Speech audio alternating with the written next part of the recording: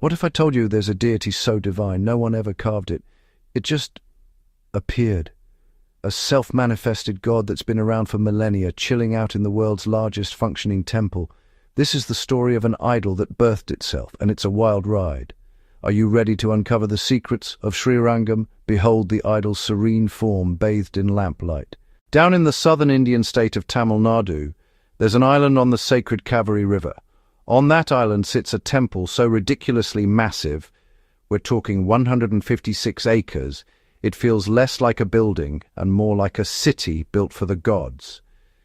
This is the Sri Ranganathaswamy Temple in Srirangam, the largest functioning Hindu temple on the planet. Mentioned in texts as far back as the Sangam period, its walls have seen empires rise and fall and survive floods that should have washed it away. But the biggest secret it guards is the one resting at its very heart. The reclining form of Lord Ranganatha, an idol with an origin story that defies the very idea of creation. Today, we're exploring the inexplicable wonders of this sacred place, culminating in the incredible story of the idol that was never carved but simply was. The completed Rajagopuram stands tall, guiding us onward. Before we even get to the main event, the temple itself is our first giant puzzle. Srirangam isn't just one building, it's a city within a city. Picture this. 7 massive granite walls, called prakarams, nested inside each other like a set of cosmic Russian dolls. They say these 7 layers represent the 7 planes of existence, or the 7 chakras you have to pass through to reach enlightenment. Walking through them is designed to be a spiritual journey, taking you from the chaos of the outside world to the divine stillness at the core. The whole place is a masterclass in ancient architectural principles, laid out like a map of the heavens. Guarding this complex are 21 magnificent towers, or gopurams, each one covered in a riot of sculptures telling ancient stories. But for centuries, the biggest one of all, the main gateway known as the Raja Gopuram, was just an unfinished stump. Powerful emperors from the Chola, Pandya, and Vijayanagara dynasties all tried and failed to complete it. Legends say it wasn't an engineering problem, but a matter of divine will. It wasn't until 1987 that this 236-foot giant was finally completed, becoming Asia's tallest temple tower, and finishing a job that was centuries in the making. But that leaves the question, how did ancient engineers, without a single modern tool, manage to build the other 20 towers, hauling 50-ton granite blocks into place? And how does a structure so vast survive the Kaveri River's yearly floods, with the inner sanctum miraculously staying bone dry every single time? And if that's not enough, there are the persistent rumors of secret underground tunnels. Local legends and old accounts talk about hidden escape routes built during the brutal invasions of the 14th century. Priests supposedly used these passages to smuggle the temple's sacred idols to safety, vanishing beneath the temple floor while invaders tore the city apart above. Their exact locations are still a closely guarded secret, a reminder that this was more than a place of peace. It was a fortress built to protect its divine resident at all costs. Our second mystery is a blockbuster story of invasion, loss, and a recovery so improbable it's considered a miracle.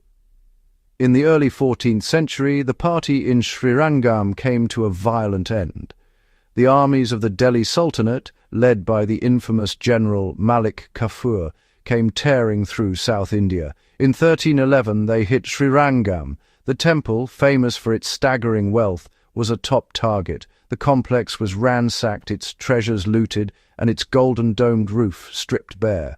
But the invaders really wanted the temple's portable, processional idol, the Utsava murti. In a desperate last-ditch effort, temple priests and devotees smuggled the idol out just as the attack began.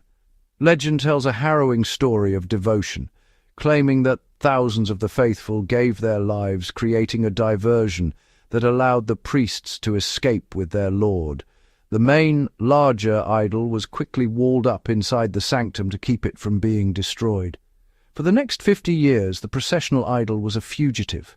It was hidden in forests, caves, and ravines all across India, from the western Ghats to Tirupati, always staying one step ahead of its pursuers. The story of its rediscovery is even more incredible. Decades later, a mission was sent to find the lost deity. As one account goes, they tracked it down in Andhra Pradesh, where it was identified by a blind temple washerman who recognized the unique divine scent of camphor and musk used in the idol's sacred rituals. Woven into this drama is the strange and beautiful story of the Sultan's daughter, Surathani. The story goes that when the idol was taken to Delhi, the princess saw it and fell completely in love with it. When devotees cleverly managed to get the idol back, the heartbroken princess followed it all the way to Srirangam. There, she spent the rest of her life in devotion, and it's believed she eventually attained liberation, her soul merging with the divine.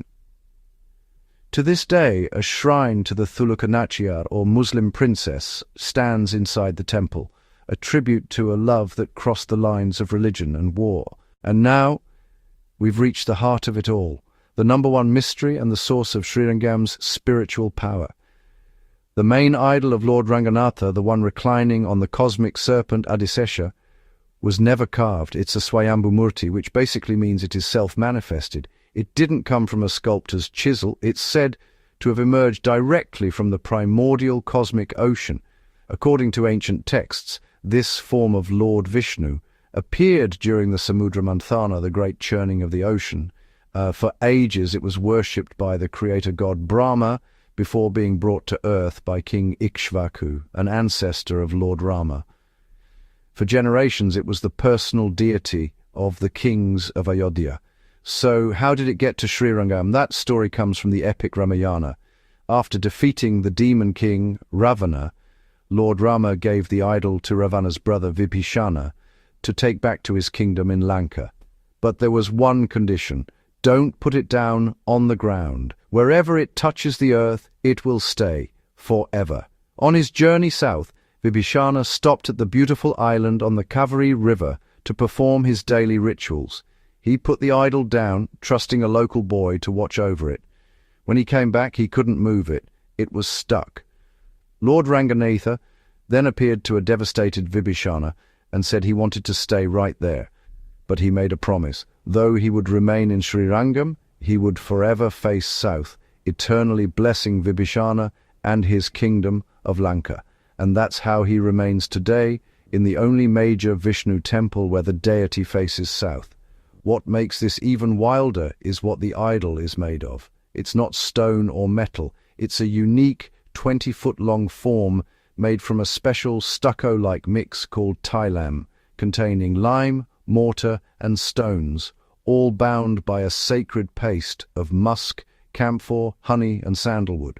An organic mixture like that should have disintegrated centuries ago, yet it has survived for millennia, a fact that baffles scientists. Those who enter the dim, lamplit sanctum often say they feel a strange warmth, a palpable energy, as if they're in the presence of a living, breathing god. This belief is backed by other legends, like that of the poet Saint Andal. She refused to marry any mortal man, declaring that Lord Ranganatha was her true husband.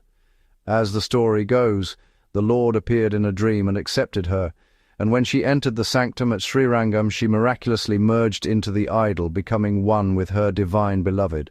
So, from its universe-in-a-box architecture to its harrowing history of survival, the Srirangam Temple is more than just a place of worship. It's a place where myth and history crash into each other. The 7 walls guide you, the 21 towers watch over you, and the stories are baked into every single stone.